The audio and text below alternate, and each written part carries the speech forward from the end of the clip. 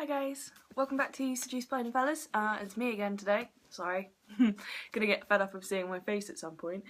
What I want to do today is a book review video. Now, I've only ever written a couple of reviews myself. I've never done one out loud before, so it's going to be pretty weird for me to do. So you might have to bear with me through a couple of bits if I do get a bit confused or go off topic a bit, because I do tend to rant about things as well.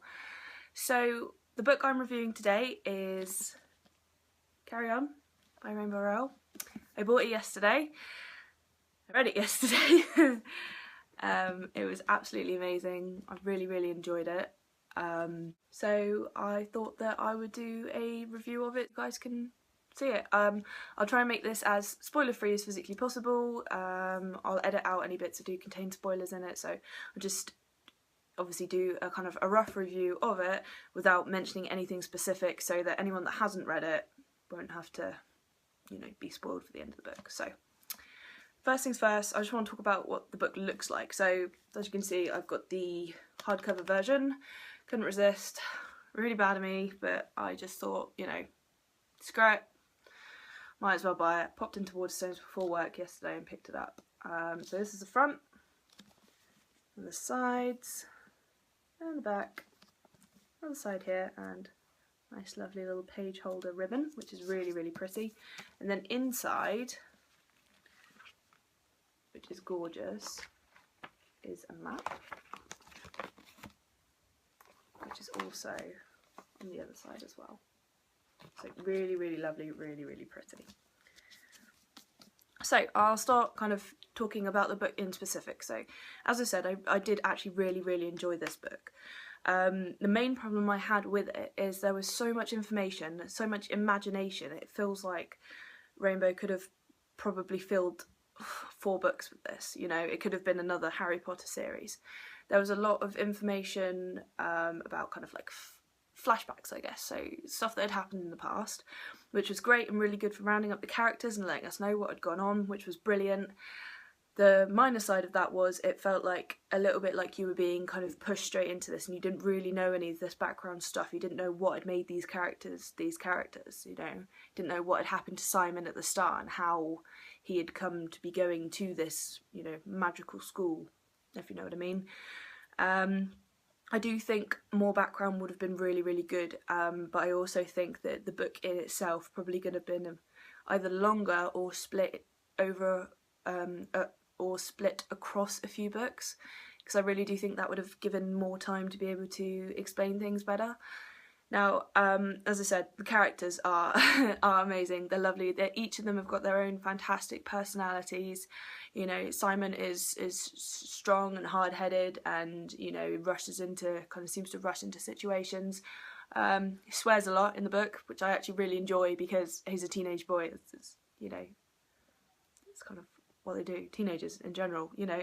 At my age, I'm over a teenager, people do it, and it's nice to see some kind of rawness from that point of view, which I really liked. Baz is excellent. I won't go into too much detail about him because I don't want to give away any of his story. He's a really good, well-rounded character. I absolutely adore him. You could tell from the start that there was something going on there, so that's really excellent. Really love Penelope. Like, she really is amazing. Her character is strong. She doesn't take bullshit from anyone. She will defy her parents' wishes to be able to help Simon as best as she possibly can, which is amazing. The only character I wasn't as keen on was Agatha. I felt she was a little bit wishy-washy, and part of me felt that she was only there to forward the plot a little bit rather than be a main character herself. That being said, she does still have some really important parts in the story, and the story wouldn't have turned out how it was without her, but there was something about her I wasn't massively keen on. The book progresses really well. There are some points in it where I do feel like it's rushed. There's a bit of a jump from one bit to the next, which means that I feel that there should have been kind of more in between in order to flesh out the gaps a little, if you like. The story itself is absolutely excellent. I was hooked, completely hooked. I've read it all in one go. I read a little bit at work, and then I read the rest when I got home that evening, and it's excellent. I couldn't put it down. Really excellent storytelling, brilliant writing. well-rounded characters, wonderful plot, you know, that was superb, couldn't falter on that one. The ending of it, again, I think there could have been more to it. It almost wrapped itself up a little bit too easy, and I found myself asking quite a lot of questions at the end of it that weren't answered in the book. And I often feel that why aren't the characters asking these questions as well? Is there the questions are kind of like reliant on them, so I'm surprised there wasn't any more questioning from the characters towards the end. It just kind of seemed to wrap itself up. But apart from any kind of the speed of it, apart from that, I really couldn't fault it. Like, as I said, the characters were amazing, the writing was really, really good. I loved the way that there was sarcasm and humour, and boys and kissing. Kissing, of course, it's a Rainbow Rowell book, there's got to be kissing. Romantic aspect of the story was lovely as well. Not going to go into that because I want it to be a surprise for all of you. But yeah, I would encourage everyone, if they can, to run out and buy this book.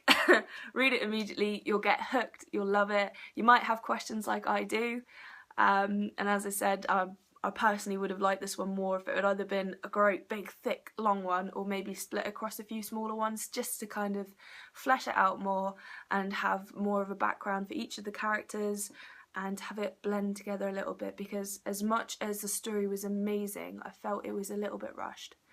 But as I said, go and buy it, because you need to read it, all of you, don't care who you are, you need to read it. And yeah, I told one of my friends I'd bought it and she went out and bought it today, so join the Carry On Club. But I'd actually really love to see more of this series. Now, the way it ended was quite well wrapped up, so from that I don't think I will be, you know, seeing any more from Simon and Baz and Penelope and Agatha and these ones, but it would be really nice. Please, Rainbow Rowell, give me more Watford. But yeah, so that was my review of Carry On. It's amazing. Anyway, I'd encourage all of you to go and pick it up when you can, if you can. Waterstones currently have it for £12.99 for the hardback if you are in the UK. I know, but you can get it for £10.99 online, so you can always do a click and collect and then get it from your local store. I haven't looked at any other bookstores just because this is my closest one to me, but I'm sure you'll probably be able to find it a bit cheaper there if you can do. And I expect there will be a paperback versions out as well. But yeah, so thanks for listening, guys, and thanks for your continued support. I love to read all your comments and stuff, and you know, Leanne loves to read them as well. She hasn't got an amazing camera at the moment, so she hasn't been able to do much herself. I'm only filming on my phone, but she's got a really old phone, so it kind of breaks sometimes. But I hopefully will be seeing her soon, so when I do see her, we'll get a video up together. And yeah, if you've got any suggestions for future videos, or if there is anything else you'd like to see me do or us do, or just Leanne do on her own, do give us a shout, give us a comment, give us a like, subscribe if you want to, and yeah, I'll see you next time. Bye!